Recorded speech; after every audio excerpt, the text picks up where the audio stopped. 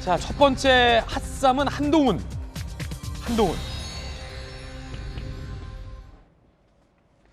한동훈 법무부 장관 후보자가 민주당의 검수완박 중재안에 대해서 반박을 했습니다. 그런데 여기서 또 문재인 대통령이 나오는군요. 문재인 대통령은 앞선 인터뷰에서 한동훈 법무부 장관 후보자의 발언은 부적절하다라고 또 비판을 하기도 했습니다. 그 발언부터 먼저 들어보시죠. 이 나라의 모든 상식적인 법조인, 언론인, 학계, 시민단체들이 전례 없이 한 목소리로 반대하고 있습니다. 이 법안이 통과되면 국민들이 크게 고통받을 것이기 때문입니다. 반드시 저지되어야 한다고 생각합니다. 저는 그런 표현 자체도 굉장히 위험하다 생각해요. 반드시 지지하겠다 이런 식의 표현을 쓰는 것은 저는 굉장히 부적절하다고 봅니다. 문재인 대통령이 부적절하다라고 비판을 했는데 한동훈 법무부 장관 후보자가 반박을 했습니다. 뭐가 부적절하다는 거냐라는 겁니다. 함께 보시죠. 한동훈의 반박. 범죄 대응 시스템이 붕괴돼 국민이 큰 피해 볼 것이 분명한 입법 통과를 눈앞에 두고 현장을 책임질 법무장관 후보자가 몸살이고 침묵하는 건 직업 윤리와 양심의 문제다라고 반박을 했습니다. 직업 윤리와 양심의 문제다라고 반박을 했습니다. 김수영 교수님, 그러니까 한동훈 법무부 장관 후보자 청문회가 지금 다음 달 4일로 예정돼 있는데 지금 총리 청문회가 불발됐잖아요. 요것도 지금 좀 위험할 수 있을 것 같아요. 근데 민주당이 뭐 보이콧 할 수는 없을 것 같아요. 왜냐하면 이쪽에서 한동훈 무서워서 그렇지, 말싸움에서 질 것 같아서 과거에 한 일이 있어서 그렇지라고 또 도발을 해놨기 때문에 보이콧을 하면 마치 좀 무서워서 질 것 같아서 피하는 그런 것도 있기 때문에 뭐 민주당 내부에서는 실제로 청문회에서 더 센 걸 보여준다 이런 여론도 있더라고요. 뭐 어쨌든 4일로 예정돼 있어요. 한동훈 법무부 장관 후보자의 반박 어떻게 보십니까?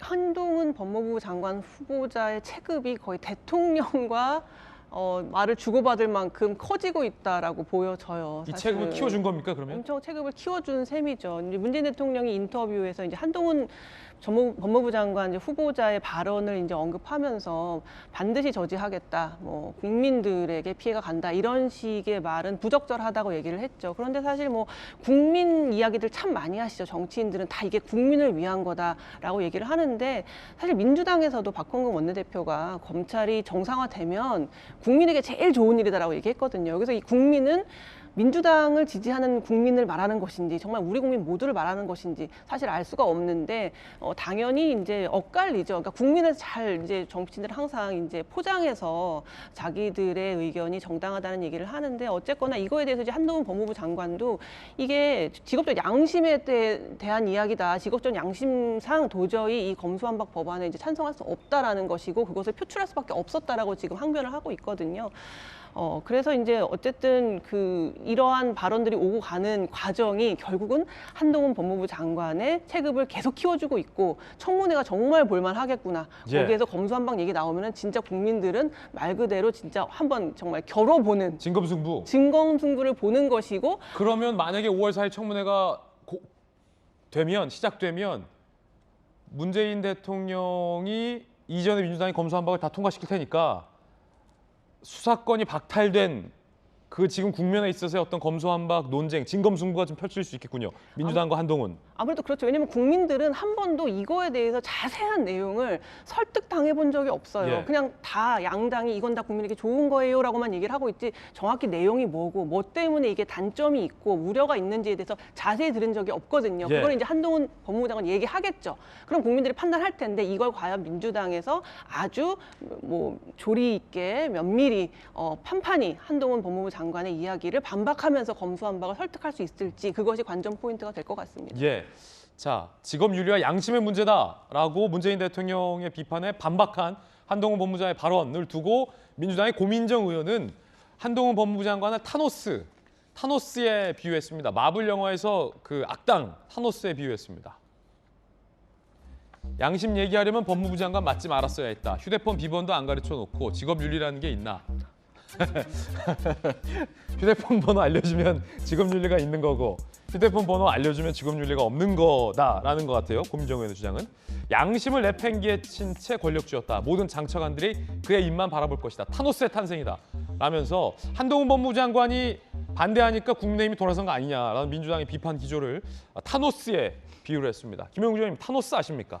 어벤져스에 나오는 그런 우주를 뭐 평정하는 악마, 악당. 오, 잘 아시네요. 네.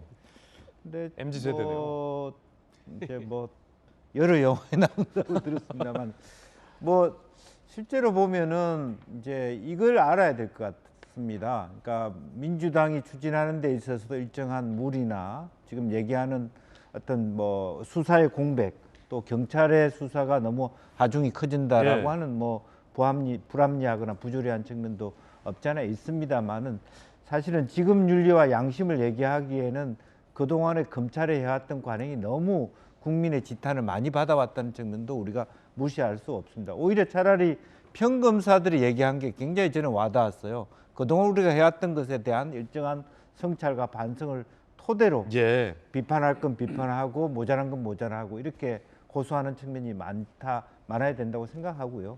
실제로 어떤 직업 윤리를 가진 수많은 우리나라 공무원들이 검찰만큼 저렇게 대드는 방식으로 직업 윤리를 얘기한 적 예. 있습니까? 또 다른 정말 소방 공무원들 입장에서는 더 어렵습니다. 지금 현재 소방에 대한 그 예산, 또 말하자면 지금 코로나 체제, 의료 체제에 대한 예산 턱없이 부족하고 공백이 있습니다. 정치라고 하는 것은 한정된 재원과 예산을 가지고 문제를 해결하는 방식이기 때문에 그야말로 법조계에 있는 공무원들도 그것이 다소 모자라고 불합리하더라도 따라주는 부분도 분명히 있어야 된다는 측면들도 함께 한동훈 후보자가 예. 생각해 줬으면 하는 부분입니다. 예.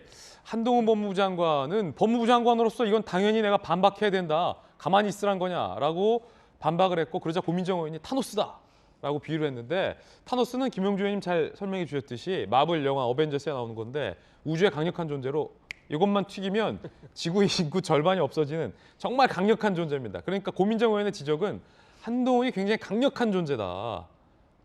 이거 하니까 국민의힘이 다 일사천리로 협상안 뒤집는 거 아니냐라는 게 고민정 의원의 타노스 주장 같아요. 그런데 김어준 씨도 비슷한 말을 했다고 합니다. 들어보시죠. 이준석 대표에게 그럴 수 있는 힘이 없어요. 본인이 징계해보는 것도 스스로 막지 못하잖아요. 근데 이걸 어떻게 다 뒤집습니까? 한동훈 후보자가 움직인 게 아니냐. 윤석열 당선자를 통해서. 이준석 대표가 나 이거 안 되겠어 생각해서 통과했겠어요? 100명이 넘는 의원들이 통과시킨 법안인데 불효인 겁니다.